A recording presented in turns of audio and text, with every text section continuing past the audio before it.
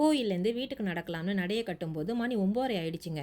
மனசும் மூளையும் ரிலாக்ஸாக இருந்ததுனாலையும் நடக்கிறது தான் எனக்கு ரொம்ப பிடிக்குமே அப்படின்னு நடந்தேங்க.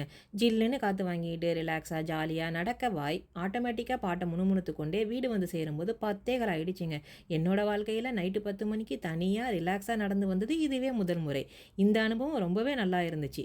இதெல்லாம் ஒரு சாதனையா அப்படின்னு சிலர் நினைக்கலாம். யாருக்கு என்ன கிடைக்கலையோ அது நமக்கு கிடைக்கும்போது ஃபீல் பண்ணி என்ஜாய் பண்ணுறதே சாதனை தான்னு நான் நினைக்கிறேன்.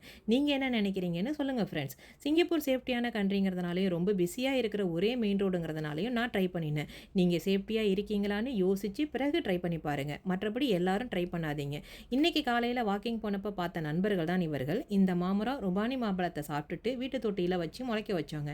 நல்லா வளர்ந்துச்சு. தொட்டியிலே வச்சு அதன் வளர்ச்சியை தடுக்க வேண்டாம்னு இப்படி கீழே கொண்டு வந்து வச்சுட்டோம். இப்போ மரமாக வளர்ந்துகிட்டு இருக்கு. வாக்கிங் முடிச்சுட்டு தொடர்ந்து மாடிப்படியும் ஏறதுனால இன்னும் பயங்கரமாக வேர்த்து கொட்டுறது. வீடியோ பிடிச்சிருக்கா? சப்ஸ்கிரைப் பண்ணிடுங்க. தேங்க்ஸ் ஃபார் வாட்சிங்.